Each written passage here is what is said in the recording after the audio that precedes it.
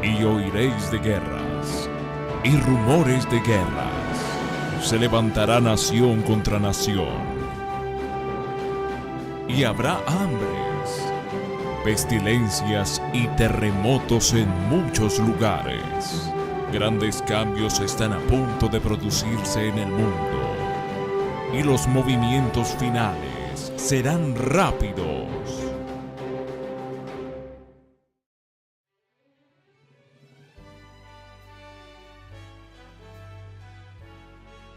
Estamos muy contentos de saludarlos y darle la bienvenida al programa Eventos de los Últimos Días. Es un momento para la reflexión, un momento para el estudio, y ojalá que a través del estudio de la Biblia y de los eventos finales que, como hemos compartido con ustedes, nos muestran claramente que la segunda venida de Cristo está a las puertas, nos ayude a preparar nuestra vida para el encuentro con Él, pero a medida que nos vamos preparando y vamos avanzando en nuestra consagración, podamos también ser luz para que otros se preparen y vengan y conozcan el camino que nos lleva hacia el cielo. El propósito de este programa es ese, el que podamos compartir con ustedes estos momentos del estudio de la Biblia y de los eventos finales, para que ustedes sean bendecidos grandemente y también nosotros. Vamos a empezar en nuestro programa de hoy con la primera sección, la sección Maranata, el Señor viene. Bienvenidos a este programa Eventos Finales, y esta sesión se llama Maranata. El tema para hoy es probar todas las cosas. Todas las cosas las debemos probar a través de la palabra de Dios. Hay un principio en la palabra de Dios que nosotros encontramos como una regla para probar los falsos profetas y los falsos cristos que se manifiestan en estos últimos días. Y eso lo encontramos en San Mateo capítulo 7, versículo 15.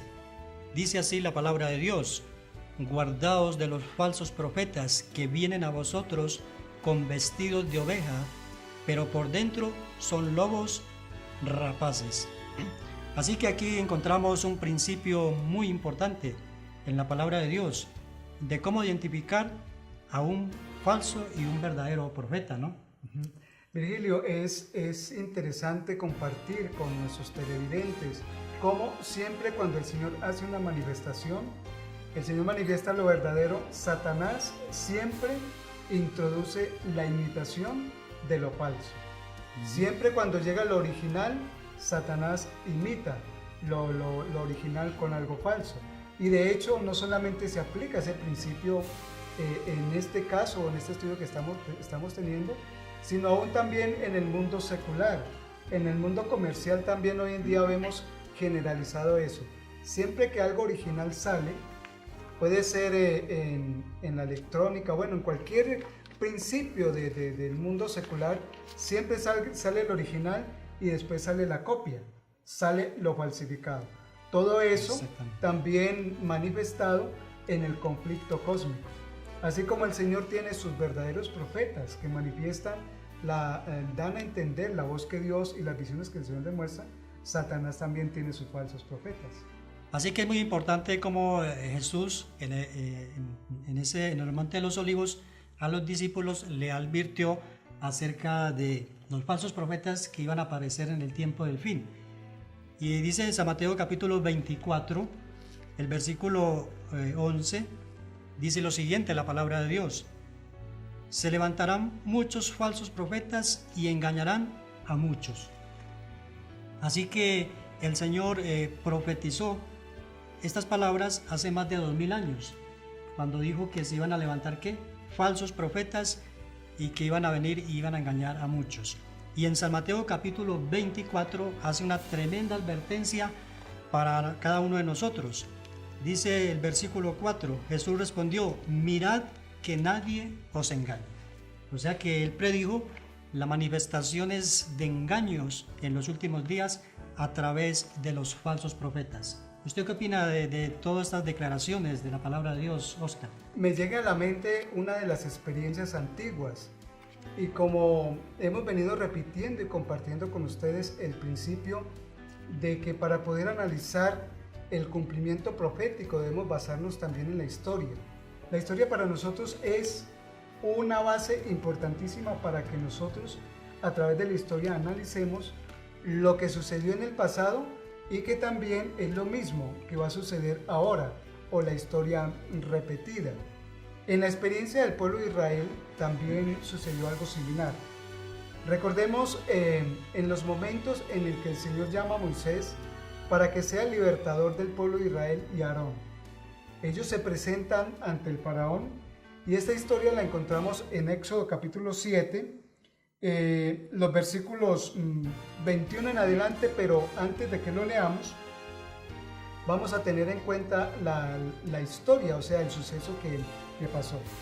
Generalmente, cuando Moisés y Aarón, a través de la mano poderosa del Señor, trató de advertir al faraón y al pueblo egipcio a través de las plagas, resulta de que Faraón tenía sus hechiceros.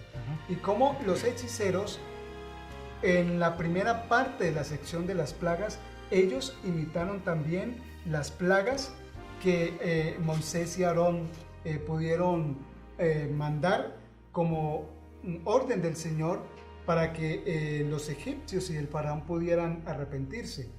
El versículo 22 del capítulo 7 del libro de Éxodo nos dice lo siguiente: estamos ubicados en la plaga de sangre. Dice el 22, y los hechiceros de Egipto hicieron lo mismo con sus encantamientos, y el corazón de Faraón se endureció y no lo escuchó, como Jehová lo había dicho. Y Faraón se volvió y fue a su casa, y no dio atención tampoco a esto. Y en todo Egipto hicieron pozos alrededor del río para beber, porque no podían beber de las aguas del río. Y se cumplieron 7 días después de que Jehová hirió el río. En la primera sección de los castigos que envió el Señor en el tiempo del Éxodo, los hechiceros, los magos que tenía el faraón imitaron también con sus encantos, y eso hizo también de que el faraón endureciera su corazón. Es muy interesante ese relato, ¿no? Porque Satanás siempre quiere falsificar la obra de Dios y tiene sus estrategias para engañar al pueblo de Dios. Ahí fue engañados muchos egipcios, ¿no? Acerca de esas manifestaciones supuestamente del poder de Dios, pero sabemos de que era una manifestación satánica, ¿no? En ese momento. El poder de Satanás. Del poder de Satanás. Así que estamos hablando en esta hora, en esta sesión, acerca de debemos probar las cosas, ¿no? Debemos probar las cosas por la Escritura, la palabra de Dios es nuestra guía. Por eso nosotros cada día debemos guiarnos a través de la palabra de Dios, porque así como hizo Jesús, así como Jesús enfrentó a Satanás, ¿cierto? Con las Escrituras, con un escrito está, nosotros también debemos enfrentar a Satanás con un escrito está, ¿no? Con un escrito está. Ahora analizamos la historia del Éxodo, ahora ponemos como ejemplo la vida de Jesús, pero en el mundo contemporáneo, en los inicios del movimiento adventista del séptimo día, la sierva del Señor y su esposo tuvieron que enfrentar también fuertemente esta manifestación de los falsos profetas, como nos dice ahí el primer párrafo del estudio de la matutina Maranatha hoy, Virgilio. Exactamente, dice que en la obra a la que mi esposo y yo fuimos llamados por disposición de Dios, aún en el mismo comienzo, en el año 1843 y 1844, el Señor ha llevado a cabo sus planes mediante sus instrumentos vivientes. Las sendas falsas nos han sido señaladas con tanta frecuencia y los caminos verdaderos y seguros han sido definidos tan claramente en todas las empresas. Así que la hermana Joa y su esposo en la fecha de 1843 y 1844 tuvieron que enfrentar también este fenómeno religioso, ¿no? Falsos profetas que aparecieron en esos días, ¿no? En los tiempos de Jeremías no olvidemos también que en los momentos del sitio, cuando el Señor habló claramente a través de Jeremías, haciendo el llamado al pueblo judío o al pueblo que era escogido de Dios para que se sometiera al rey de Babilonia, como también los falsos profetas que tuvo Judá en ese tiempo profetizaron también de una manera halagüeña, diciéndole al rey que no se entregara al rey de Babilonia. Y eso hizo también de que se cumpliera este principio antagónico entre el conflicto cósmico entre el bien y el mal. Siempre cuando el Señor levanta a sus verdaderos profetas, Satanás da su manifestación con sus falsas manifestaciones. Exactamente. Y el apóstol Pedro, quiero compartir con ustedes esta declaración de la palabra de Dios. El apóstol Pedro también tuvo que enfrentar a los falsos profetas. Es interesante, ¿no? En 2 de Pedro, capítulo 2, dice él, versículo 1, dice: hubo también falsos profetas en el pueblo, como habrá entre vosotros falsos maestros, que introducirán encubiertamente herejías destructoras y negarán al Señor que los rescató, atrayendo sobre sí mismo repentina destrucción. O sea que es interesante como el apóstol Pedro, al igual que Jesús, tuvieron que enfrentar y predijeron también la manifestación de los falsos profetas dentro del pueblo de Dios. Podríamos aplicar, Virgilio, la regla de oro o el principio que la Escritura nos establece para que podamos identificar entre lo falso y lo verdadero. Ese principio está en Isaías 8:20, a la ley y al testimonio. Si no dijeren conforme a esto, es porque no les ha amanecido. Yo creo que es un texto que podemos aplicar en cualquier experiencia, en cualquiera de estas manifestaciones. Muy bien, exactamente. Así que este tema es muy interesante. Por falta de tiempo no podemos cubrir todo este tema, pero hemos querido compartir algunas bases, algunos principios de cómo identificar los falsos profetas. Así que en esta hora queremos hacer un llamado muy especial a cada uno de nuestros televidentes que a esta hora están conectados con nosotros y a través de la radio, para que busquemos a través de la palabra de Dios y probemos los espíritus si son de Dios o si son del diablo, ¿cierto? Y ese principio lo encontramos en San Mateo capítulo 7, versículo 15. Ahí podemos identificar los verdaderos y los falsos profetas, porque así como también hay falsos profetas, también hay verdaderos profetas. Así que el llamado de Dios en esta hora para ustedes, amables oyentes, es que busquemos a Dios, que estudiemos su palabra y que lo busquemos a Él a través de la oración. Y el Señor le va a dar a usted discernimiento espiritual para identificar entre un verdadero profeta y un falso profeta. Que Dios te bendiga. Día a día, en los eventos finales.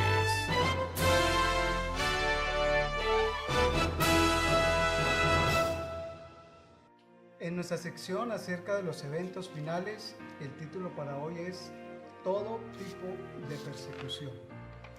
Y en la introducción para el estudio del libro Eventos de los Últimos Días, llegamos a manejar una de las realidades que nos cuesta dificultar o que para los reformadores les costó dificultar. Los reformadores nunca tuvieron en su mente el que finalmente el protestantismo o esa manera de protestar que ellos empezaron, que ellos comenzaron para hacer una obra de reforma, finalmente en el cumplimiento de los eventos finales, ese protestantismo que ahora ya no protesta, se uniría finalmente al papado y formarían una coalición. Es uno de los eventos que se está viendo últimamente como señal clara de que el tiempo se nos está acabando. Y bajo el manto del movimiento carismático podemos ver cómo esa unión entre el catolicismo y el protestantismo, que ya no protesta, que es la gran mayoría del protestantismo, formarían esa coalición y ahora es identificado como el movimiento carismático. Quiere decir que la puerta, o quiere decir que el número cada día se hace más poco. El remanente cada día tiene que hacerse más poco, porque a través de la historia hemos visto de que Dios siempre ha tenido un grupo pequeño. Por eso la sierva del Señor nos dice: las persecuciones de los protestantes por parte del catolicismo, debido a los cuales la religión de Jesús fue casi aniquilada, serán más que limitadas cuando se unan el protestantismo y el papado. No olvidemos que en la época medieval, en el tiempo de la Reforma, el protestantismo estaba separado del papado o del catolicismo. Había una brecha definida y clara entre estos dos caminos, estos dos polos. Pero tristemente hoy vemos que se han unido y que al unirse van a entrar a perseguir a los que guardan los mandamientos de Dios y tienen el testimonio de Jesús. Impresionante, ¿no? Sí, en esta sesión hemos venido estudiando acerca de los eventos finales y hablando de la persecución, ¿no? Cómo durante toda la historia Satanás ha perseguido a la iglesia, ¿no? A través de toda la historia nosotros encontramos los reformadores, Martín Lutero, Wesley, todos los reformadores que dependieron, en ese tiempo era el espíritu del protestantismo, ¿no? De los protestantes. Ahora, como tú decías, los protestantes ya no protestan, sino que hay una unificación ahí de doctrinas, y prácticamente ahorita vemos es un ecumenismo donde prácticamente todo el que esté unido pues no va a ser perseguido. Así que la persecución va a venir es para los que no se someten a los reglamentos humanos y al ecumenismo. Y en la Biblia encontramos ese cumplimiento profético acerca de lo que venimos diciendo, introduciendo en esta sección, en Apocalipsis capítulo 17, versículo 13. Estos tienen un mismo propósito y entregarán su poder y su autoridad a la bestia. ¿A quiénes se está refiriendo aquí cuando dicen que tienen un mismo propósito? Los que tienen un mismo propósito los estamos identificando como la imagen de la bestia. Y la imagen de la bestia en profecía ha sido identificada como ese falso protestantismo o el protestantismo apóstata, que ha apostatado, o sea que ha abandonado el camino de la verdad, ha abandonado ese camino delegado por el movimiento de la Reforma del tiempo de Lutero, de Jerónimo, de todos estos grandes reformadores que regaron la semilla, y también en los príncipes que protestaron, de ahí el nombre de protestantes, que regaron esa semilla y que fue pasada en las épocas posteriores al movimiento de la Reforma, pero que ahora finalmente han renunciado a esos principios que identificaban el verdadero movimiento protestante, pero ahora hay una sola unificación. Y dicen que tienen un mismo propósito. Han entregado su poder y autoridad a la bestia. Y la bestia a la que se está refiriendo aquí Apocalipsis capítulo 17 es esa primera bestia de la que está hablando Apocalipsis capítulo 13, que está referenciada como el papado. A la bestia que se le entrega la autoridad, y se la entrega aquí el protestantismo apóstata, que está formando la imagen de la bestia, es al papado. Y por eso dice acá que esa historia va a repetirse. Sí, desafortunadamente pues la historia siempre se va a repetir, y lo encontramos en la palabra de Dios, como está predicho que las grandes persecuciones que van a venir ya está registrada en la palabra de Dios, ¿no? Pero es algo muy interesante que me gustaría compartir con cada uno de nuestros televidentes, y es que la palabra de Dios es muy clara cuando dice: no améis el mundo. Si alguno ama al mundo, el amor de Dios no está en él. Si una persona se conforma al mundo, pues no va a ser perseguido, ¿no? Mientras uno se someta a los principios que rigen este mundo, pues no va a ser perseguido. ¿Quién es el que va a ser perseguido? Todo aquel que vive de acuerdo a la palabra de Dios, todo aquel que sigue la vida de Jesucristo, ese va a ser perseguido, ¿no? Correcto. Tiene el conocimiento de la verdad, la ha identificado para su vida, y así como la ha conocido, la ha empezado a practicar, la ha hecho carne en su vida, y finalmente esa persona que ha entrado en ese camino, en el conocimiento de la verdad, ha empezado una vida de principios. Todo aquel que a través de la historia bíblica ha establecido esos principios, haciéndolos carne, viviéndolos, haciéndolos práctica, ha tenido que entrar, sufrir la persecución, el oprobio o el encarcelamiento. La sierva del Señor dice en uno de los apartes: no necesitamos sorprendernos de nada que ocurra ahora. No necesitamos maravillarnos de ningún suceso de horror. Los que pisotean bajo sus malvados pies la ley de Dios tienen el mismo espíritu que poseyeron los hombres que insultaron y traicionaron a Jesús. Sin ninguna contrición de conciencia harán las obras de su padre, el diablo. Entonces ahora ya nos lleva esta narrativa y esta porción de la inspiración a mirar el cuadro de los sufrimientos de Cristo. ¿Qué pasó en esos momentos, no? Exactamente. Y es muy interesante otra declaración que quiero compartir con ustedes en esta hora. En el espíritu de profecía, aquí la mensajera del Señor nos invita a que estudiemos la historia, ¿no? Volvemos a la historia, cómo la historia se va a repetir y cómo ella nos insta a que nosotros estudiemos la historia. ¿Cuál tipo de historia? La historia de la iglesia primitiva, ¿no? Cómo la iglesia primitiva fue perseguida. Y ella dice aquí en una declaración lo siguiente: aquellos que desean refrescar su memoria y ser instruidos en la verdad, estudien la historia de la iglesia primitiva durante el día de Pentecostés y el tiempo en que le siguió en forma inmediata. Estudien cuidadosamente el libro de Hechos, las experiencias de Pablo y de los otros apóstoles, porque el pueblo de Dios en nuestros días debe pasar por esa experiencia similar. O sea, aquí nos hace una invitación la mensajera del Señor, Oscar, a que estudiemos ¿qué? La historia de quién? De la iglesia primitiva. O sea que hay un referente. Se está colocando aquí como referencia la experiencia de la iglesia primitiva.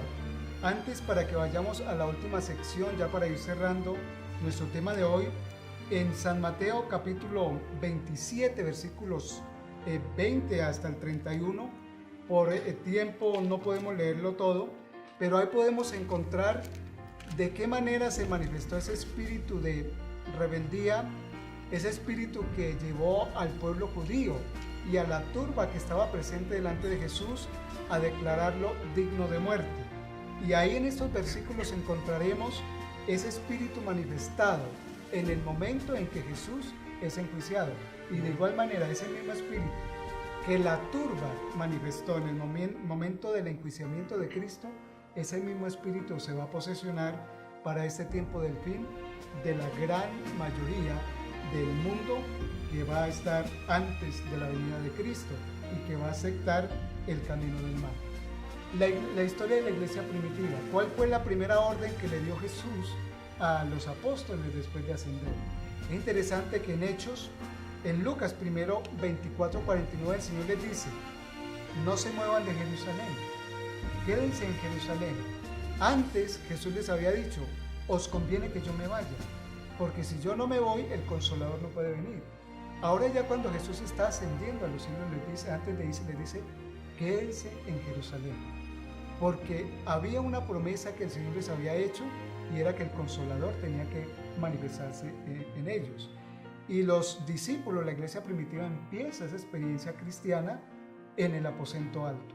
Se quedan en Jerusalén, van al aposento alto, y allí el Espíritu Santo toma posesión de ellos y son bautizados para que ellos puedan ser habilitados para empezar a experimentar el camino cristiano.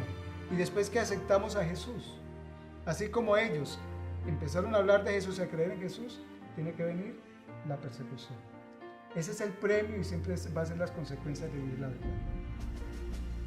Así que hay una serie de citas que podemos encontrar en el libro de Hechos, en la historia de la iglesia primitiva, para que podamos conocer de primera mano cómo lo que ellos experimentaron en la iglesia primitiva es lo mismo que va a experimentar el pueblo de Dios remanente, que va a estar en el tiempo del fin. Perdón, Oscar, y es muy interesante cómo, dice que si nosotros no estudiamos la historia, estamos condenados a repetirla, ¿no? Por eso aquí la mensajera del Señor nos insta a que estudiemos la historia, y especialmente toma como referencia la historia de la iglesia primitiva, y no solamente la historia de la iglesia primitiva, sino la historia de todos los movimientos que Dios ha levantado durante la historia, cómo han sido tremendamente perseguidos. Las consecuencias van a ser las mismas. Cristo también participó del mismo espíritu, pero Él nos dejó ejemplo. Así como yo os he hecho, vosotros también hagáis. ¿Cuál es el llamado en esta hora? Seamos fieles al Señor, estudiemos su palabra, basémonos en la revelación, y el Señor nos ayudará a prepararnos para los eventos finales, aún así en los momentos duros de persecución. Que el Señor nos bendiga.